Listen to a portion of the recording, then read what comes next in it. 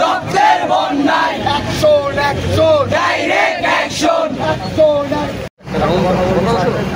কথাটা শেষ করি এখানে তোমরা চিন্তা করো এখানে 5 মিনিট থাকো প্রয়োজনে 5 মিনিটের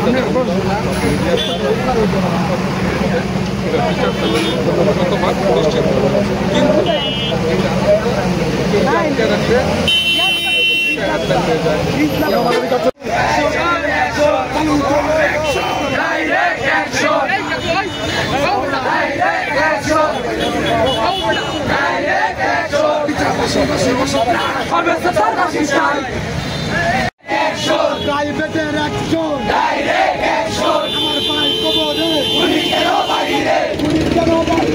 আমার ভাই কবরে আমার ভাই কবরে গুলি কেন বাহিরে বিনা যেতে দেব না বিনা যেতে দেব না আমার ভাইয়ের রক্ত পারভেজ ভাইয়ের রক্ত বিনা যেতে দেব না রক্তের বন্যায় বেঁচে যাবে অন্যায় বেঁচে যাবে অন্যায় রক্তের বন্যায় রক্তের বন্যায় বেঁচে যাবে অন্যায় বেঁচে যাবে অন্যায় রক্তের বন্যায় আমার ভাই কবরে বাসি বাসি বাসি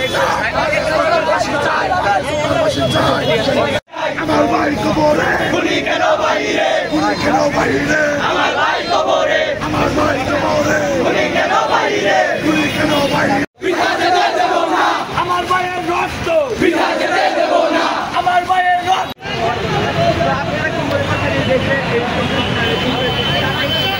ইউনিভার্সিটিতে আমাদের ভাই আমাদের তাকে নৃশংসভাবে সন্ত্রাসীরা তাকে বুকে ছুরি মেরে খুন করেছে এবং সাথে সাথে সে মারা যায়। আমরা আগামী 24 ঘন্টার মধ্যে ওই খুনিদের গ্রেপ্তার চাই এবং ফাঁসি চাই। আমরা আগামী 24 ঘন্টার মধ্যে আমার ভাইয়ের খুনিদের বিচারের আওতায় এনে ফাঁসি চাই, এটাই আমাদের চাওয়া।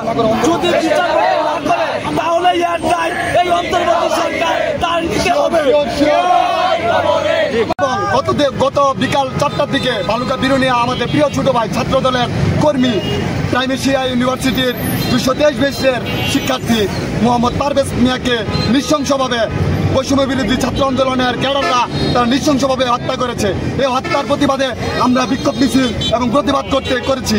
এই বিচারের আগামী 24 ঘন্টার মধ্যে অন্তর্বর্তী সরকারের বিচারের যদি 24 ঘন্টার মধ্যে অন্তর্বর্তী সরকার এর বিচার নিশ্চিত না করে আমরা এর তুখর প্রতিবাদ তুলব। বাংলাদেশ জাতীয়তাবাদী ছাত্র দল সবসময় কাছে আছে। সন্ত্রাসীদের কোনোভাবে বাংলাদেশে ছাড় দেওয়া হবে না।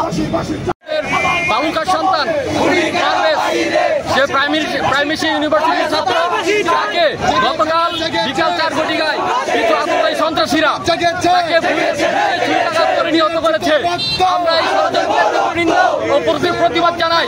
এই ছুরির সাথে যারা জড়িত এবং প্রত্যক্ষভাবে যারা ছিল তাদের ভিডিও ফুটেজ অলরেডি আমরা পেয়েছি। এই ভিডিও ফুটেজ অনুসারে তাদেরকে গ্রেপ্তার করার জন্য আহ্বান জানাই। এই সরকারকে আগামী 24 ঘন্টার ভিতর তাকে গ্রেপ্তার করে তাকে বিচার আওতার জন্য তীব্র দাবি জানাচ্ছি।